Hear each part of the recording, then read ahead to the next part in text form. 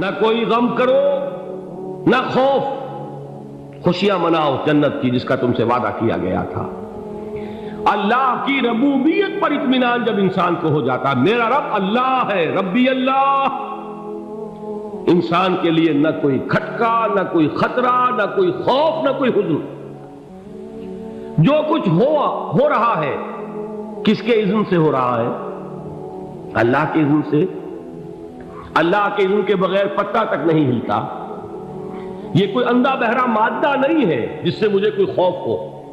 اندھا بھینسا چلا رہا ہو اس سے تو ڈرنے کا ہر انسان کو ڈرنا چاہیے، نہ معلوم کس کو ٹکر مار دے، لیکن نہیں، اس کائنات کو چلانے والا ایک سمیع و بصیر خدا ہے۔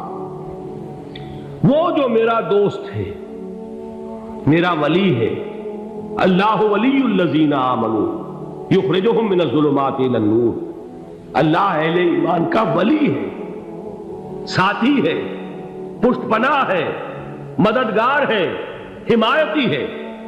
بتائیے جسے یقین ہو جائے کہ اللہ میرا مددگار، اللہ میرا محافظ، اللہ میرا پشت پناہ، اللہ میرا حمایتی، اس کے لیے کوئی خوف ہوگا؟ اس سے کوئی ڈر ہوگا؟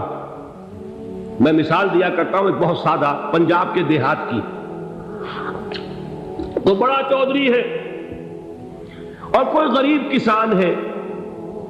اس غریب کسان کے جانوروں کو ہر وقت اندیشہ ہوگا چوری کا، کوئی میری بھینس کھول کر نہ لے جائے، کوئی میرا بیل کھول کر نہ لے جائے۔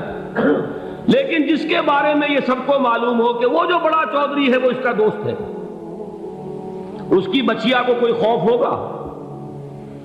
اس کی بھینس پر کوئی ہاتھ ڈالے گا؟ اسے کوئی اندیشہ ہوگا؟ نہیں۔ کیوں؟ کہ وہ بڑا چودھری، بڑا اس کا یہاں کا سردار، جاگیردار، سب کو معلوم ہے وہ میرا دوست ہے، کوئی میرے خلاف اقدام نہیں کر سکتا۔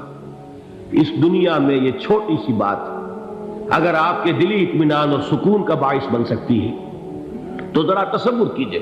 میں لفظ تصور استعمال کروں گا صرف اس لیے کہ اس کا ہم جس کو کہتے ہیں ادراک اور شعور کر نہیں سکتے، اگر کے ساتھ کر سکتے۔ اگر یقین ہو کہ اللہ میرا مددگار اور یقین ہو کہ اللہ ہر آن میرے ساتھ ہے، پھر کوئی خوف؟ کس کا خوف؟ کوئی شے اللہ سے بالا تر ہے؟ کوئی قوت اس سے زیادہ طاقتور ہے؟ کوئی اس کے ارادے کو بدلنے والا ہے؟ کوئی اس کی مشیت کے آڑے آنے والا ہے؟ یہی بات ہے جو حضور نے فرمائی، یہ ایمان کا حاصل ہے لب لباب، کہ دیکھو اچھی طرح اس بات کو ذہن نشین کر لو، اگر تمام انسان مل کر تمہیں کوئی نقصان پہنچانا چاہے نہیں پہنچا سکتے، مگر جو کچھ اللہ نے لکھ دیا ہو، اور تمام انسان مل کر تمہیں کوئی نفع پہنچانا چاہے نہیں پہنچا سکتے، مگر وہ شے جو اللہ نے طے کر دی۔ آپ پھر میں کہوں گا ذرا طاری کیجئے، اسے فرض کیجئے، اسے سوچئے، اگر اس حدیث پر ہمارا دل ٹھکا ہوا ہو تو کسی سے ڈر ہوگا؟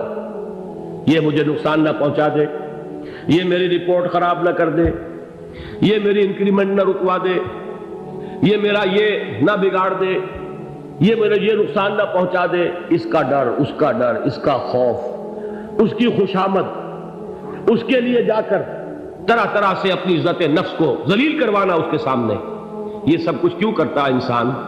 جب سمجھتا ہے کہ اس کے ہاتھ میں میرا کوئی نفع ہے، اس کے ہاتھ میں میرے لیے کوئی ضرر ہے، یہ مجھے کوئی غضب پہنچا سکتا ہے، یہ مجھے کوئی نقصان پہنچا سکتا ہے، یہ میرا کوئی کام بنا سکتا ہے، یہ میری کوئی ضرورت پوری کر سکتا ہے، اسی کا نام شرک ہے۔ جہاں آپ نے یہ سمجھا کہ غیر اللہ کے اندر کوئی طاقت موجود ہے، وہی شرک ہے۔ بتوں سے تجھ کو امیدیں، خدا سے نو امیدی، مجھے بتا تو صحیح اور کافری کیا ہے؟ شرک تو یہ ہے۔ جس پر بھی تمہیں یہ خیال ہے، کلمہ ہے یہ کلمہ سوم، لا حول ولا قوت الا باللہ، ذرا اس پر دل کو کبھی اگر آپ تصور کریں، پھر فرض کریں، دل ٹھک جائے اس پر، کوئی طاقت نہیں۔ یہی بات تھی جو شیخ عبد القادر جیلانی رحمۃ اللہ علیہ نے اپنی وصیت میں اپنے بچے سے کہی۔ 11ویں دینے والے ہیں، لیکن حضرت شیخ عبد القادر جیلانی کی وصیت اور تعلیمات کو کتنے لوگ ہیں تم جانتے ہو؟ یہ جن مقامات تک پہنچے ہیں وہ کس چیز کی بدولت پہنچے؟ انہوں نے جو پیغام دیا وہ کیا تھا؟ اے میرے بچے، جس طریقے سے قرآن مجید میں حضرت لقمان کی نصیحتیں جو ہے نقل کر دی گئی ہیں، میں یہ عرض کروں گا بالفرض اگر قرآن حضرت عبد القادر جیلانی کے بعد نازل ہوا ہوتا تو شیخ عبد القادر کی یہ نصیحتیں بھی قرآن میں درج ہوتی۔ اتنی اونچی نصیحتیں ہیں۔ اے میرے بچے، اس حقیقت کو ذہن نشین کر لے، لا فاعل فی الحقیقت ولا مؤثر الا اللہ۔ اس کائنات میں نہ کوئی فاعل حقیقی ہے نہ مؤثر حقیقی ہے سوائے اللہ۔ کسی شے میں کوئی تاثیر نہیں اگر اللہ نہ چاہے۔ آگ جلا نہیں سکتی اگر اللہ نہ چاہے، پانی ڈبو نہیں سکتا اگر اللہ نہ چاہے، زہر ہلاک نہیں کر سکتا اگر اللہ نہ چاہے، کوئی چیز فائدہ نہیں پہنچا سکتی اگر اللہ نہ چاہے۔ تو در در پہ کیوں سر جھکاتے ہو؟ در در پر کیوں جبیں سائی کرتے ہو؟ سب کے سامنے کیوں ہاتھ پھیلاتے ہو؟ ایک اللہ سے مانگو، ایک اللہ کے سامنے زمین پر اپنی جبین رکھو۔ لا فاعل فی الحقیقت ولا مؤثر الا اللہ۔ نظر آتا ہے ہمیں کہ پانی پیاس بجھا دیتا ہے، پیاس بجھانے کی صلاحیت پانی میں نہیں ہے، اللہ کے اذن سے۔ کھانا بھوک مٹا دیتا ہے، بھوک مٹانے کی صلاحیت کھانے میں نہیں ہے، اذن رب میں ہے۔ دیکھیے یہی یقین تھا حضرت موسیٰ علیہ السلام کا واقعہ یاد کیجئے۔ سامنے سمندر آ گیا ہے، قوم دیکھتی ہے پیچھے کہ گرد و غبار کا طوفان ہے۔ معلوم ہوا کہ فرعون اپنے لشکر سمیت آ گیا۔ لشکر جب چلتا تھا تیز رفتاری کے ساتھ تو گرد و غبار کا جو طوفان اٹھتا تھا اس کا تصور کیجیے، اور لمحہ بلمحہ وہ قریب آ رہا ہے۔ پوری قوم نے کیا کہا؟ اے موسیٰ انا لمدرکون، اے موسیٰ ہم کو پکڑے گئے۔ قرآن مجید نے تو یہاں وہ باتیں نہیں لکھی ہیں، لیکن تورات میں یہ درج ہے کہ بنی اسرائیل جھگڑنے لگے، دست و گریبان ہو گئے موسیٰ کے ساتھ۔ موسیٰ نے یہاں مروایا لا کر، اس سے تو ہم ہی بہتر تھے، وہاں کھانے کو ملتا تھا، زندگی تو تھی، بیگار ہم کر رہے تھے، موت تو نہیں تھی۔ اب جو کچھ ہوگا اس کا تصور کرو، جس طریقے سے ہمارے ٹکڑے اڑائے جائیں گے۔ تو لڑ رہے ہیں حضرت موسیٰ علیہ السلام سے۔ یہ تورات کی تفصیل ہے، قرآن میں صرف اتنا آیا ہے، پریشان ہو کر انہوں نے کہا انا لمدرکون، موسیٰ ہم کو پکڑے گئے۔ اس وقت موسیٰ کا جواب کیا ہے؟ کلا ان معی ربی سیہدین، نہیں، میرے ساتھ میرا رب ہے، وہ راستہ دے گا۔ بتائیے کہاں راستہ نظر آ رہا ہے؟ یہ ہے ایمان بالغیب۔ راستہ نظر نہ آئے تب اللہ پر یقین ایمان ہے۔ جیب میں پیسے ہوں اور تب دل کو اطمینان ہے تو ایمان کس پر ہوا؟ پیسے پر، اللہ پر نہیں۔ جب وسائل و ذرائع نہ ہو اور پھر یقین ہو کہ اللہ مسبب الاسباب ہے، وہ اسباب کا پابند نہیں ہے، وہ اسباب کا محتاج نہیں ہے، اسباب اس کے محتاج ہے۔ اگر یہ یقین ہے تو اللہ پر ایمان ہے، یہ نہیں ہے تو تمہارا ایمان اسباب پر ہے، وسائل پر ہے، ذرائع پر ہے، مادیات پر ہے، اللہ پر نہیں۔ اس وقت کہاں راستہ تھا؟ کوئی راستہ تھا؟ سمندر ہے اور ادھر سے لشکر آ گیا ہے۔ کلا ان معی ربی سیہدین۔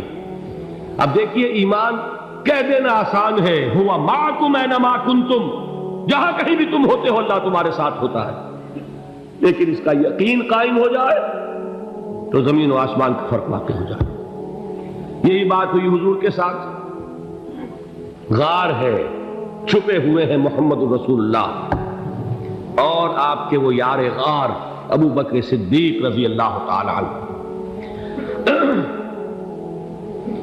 اقبال نے حضرت ابو بکر کی شان میں چند اشعار کہیں صرف، لیکن واقعہ یہ ہے کہ بھاری بھاری نظموں پر اور قصیدوں پر بھاری ہے، طویل ترین نظمیں اور قصیدے ہوں ان پر بھاری ہے۔ ہمتیں ابو بکر کی ہمت جو ہے، کشت ملت را چوں ابر، جیسے بارش سے کھیتی اپجتی ہے، ابو بکر کی ہمت اور عزیمت اس امت کو اسی طرح سینچنے والی ہے۔ ثانیے اسلام و غار و بدر و قبر، وہ دوسرے تھے اسلام میں، دوسرے پہلے کون تھے؟ انا اول المومنین، حضور فرماتے سب سے پہلا ایمان لانے والا میں، دوسرے ابو بکر۔ ویسے ہمارے ہاں یہ چلتا ہے اختلاف، حضرت علی پہلے ہیں کہ حضرت ابو بکر پہلے ہیں، لیکن اس میں بڑی خوبصورت تطبیق قائم کی ہے علماء نے، اور بہت صحیح ہے۔ چار کے بارے میں فیصلہ ہی مت کرو کہ کون پہلے، ان کی ایک عجیب تقسیم کر دی ہے۔ آزاد مردوں میں، بالغ مردوں میں سب سے پہلے ابو بکر، بچوں میں سب سے پہلے علی، خواتین میں سب سے پہلے خدیجہ، اور غلاموں میں سب سے پہلے زید بن حارثہ۔ بڑی پیاری تقسیم ہے، یہ چاروں ہی پہلے ہیں، ہر ایک کے لیے اولیت ہے۔ اور واقعہ یہ ہے کہ اگر زمانی اعتبار سے تعین ہوگا تو پہلے خدیجۃ الکبریٰ آئیں گی رضی اللہ تعالی عنہ، کسی اور سے بات کرنے کی نوبت بعد میں آ سکتی ہے، پہلے تو اہلیہ محترمہ سے بات ہوئی، آتے ہی پہلی وحی ہوئی ہے، ابھی تبلیغ کا حکم نہیں تھا، کس کو بتایا واقعہ؟ ابھی اپنی نبوت کی تبلیغ کا تو حکم ہی نہیں آیا، واقعہ کس کا ہے؟ وہ خدیجہ کا ہے۔ جب کہا ہے کہ خشیت علی نفسی، مجھے اپنی جان کا اندیشہ ہے، تو کیا جواب دیا خدیجہ نے رضی اللہ تعالی عنہا؟ وہ صدیقۃ الکبریٰ ہے، صدیقات جو ہے خواتین ان میں چوٹی پر خدیجۃ الکبریٰ ہے رضی اللہ تعالی عنہا، اور صدیق جو مرد ہیں ان میں صدیق اکبر ہے ابو بکر صدیق رضی اللہ تعالی عنہ، لیکن صدیقات میں چوٹی پر۔ جب حضور نے فرمایا خشیت علی نفسی، کیا فرمایا، کیا عرض کیا، کیسے تسلی دی؟ نہیں نہیں، اللہ آپ کو ضائع نہیں کرے گا، آپ غریبوں کے ہمدرد ہیں، آپ مساکین کے تکالیف رفع کرنے والے ہیں، آپ بیواؤں کی سرپرستی کرتے ہیں، آپ مسافروں کی خدمت کرتے ہیں، اللہ آپ کو ضائع نہیں کرے گا۔ یہ یقین ہے اس خاتون کے اندر۔ خیر وہ ایک علیحدہ بات ہو جائے گی۔ میرے دل پر حضرت خدیجہ رضی اللہ تعالیٰ عنہ کی شخصیت کا بڑا گہرا نقش ہے، جو وہ کوئی اور ہی وقت اور موقع ہوا تو بیان ہوگا۔ بہرحال اقبال نے ایک مصرے میں جو چار اولیتیں جمع کر دی ہیں، ہمتیں او کشت امت را چو ابر، ثانی اسلام و غار و بدر و قبر۔ اسلام میں حضور کے بعد پہلے کون؟ ابو بکر۔ غار میں حضور کے ساتھ کون؟ ابو بکر۔ بدر کی رات اللہ کا رسول سربسجود وہ جھاڑ، وہ گھاس پھوس کی جو جھوپڑی بنائی گئی تھی، اور وہاں تلوار ننگی لے کر پہرا دینے والا کون؟ ابو بکر۔ اور اس حجرہ عائشہ میں محمد کے بعد سب سے پہلے دفن ہونے والا کون؟ ابو بکر رضی اللہ تعالی عنہ وصلی اللہ علیہ وسلم۔ وہ جو معاملہ میں سنا رہا تھا غار ثور کا، حضرت ابو بکر بھی حضور کے خیال سے لرز گئے ہیں۔ آپ کو یاد ہوگا کہ جا کر پہلے تمام جتنے سوراخ تھے انہیں بند کیا ہے، ایک سوراخ رہ گیا تھا جس کو بند کرنے کے لیے کوئی کپڑا نہیں تھا، وہاں اپنی ایڑی رکھی ہے، تب کہا ہے حضور سے تشریف لائیے، اور اپنے زانو پر حضور کو لٹایا ہے، اور وہاں کسی موذی جانور نے کاٹا ہے، حضور کی آنکھ لگ گئی تھی، اس وقت اس بل کے اندر جو بھی بچھو ہے کیا ہے واللہ عالم، اس نے کاٹا ہے، اس کی تکلیف کی وجہ سے ابو بکر کی آنکھوں سے آنسو ٹپک گئے، حضور کے چہرے مبارک پر پڑے ہیں، تو حضور جاگے ہیں، معاملہ کیا ہے؟ ایڑی نہیں ہٹائی وہاں سے، مبادا وہ جانور وہاں سے نکل کر محمد الرسول اللہ کو کوئی گزن پہنچا دے، ابو بکر کی ایڑی ہے، جس طرح چاہے کھا لے، ختم کر دے، جان نکل جائے تب کوئی آنچ آئے، محمد پر تو آئے، لیکن جیتے جی نہیں۔ وہ ہے ابو بکر۔ حضور کے خیال سے اس وقت حضور نے پھر اپنا لعاب دہن لگایا ہے، اور اس سے پھر آپ کی تکلیف ختم ہوئی۔ جیسے خیبر میں حضرت علی کی آنکھ دکھ رہی تھی، اس کو جو شفا حاصل ہوئی ہے وہ بھی حضور کے لعاب دہن سے ہوئی۔ تو بہرحال اس وقت انہوں نے کہا ہے کہ اے نبی یا رسول اللہ، اگر اس وقت ان میں سے کسی نے غیر ارادی طور پر بھی اپنے قدموں کی طرف جھانک لیا تو پکڑے جائیں گے، کیا جواب تھا اللہ کے رسول کا؟ لا تحزن ان اللہ معنا، اللہ ہمارے ساتھ ہے، کیوں گھبراتے ہو ابو بکر؟ یہ ہے ایمان باللہ، میرا مالک اللہ، میرا رازق اللہ، میرا محافظ اللہ، میرا مددگار اللہ، میرا پشت پناہ اللہ، میرا دوست اللہ. Like and subscribe for more videos.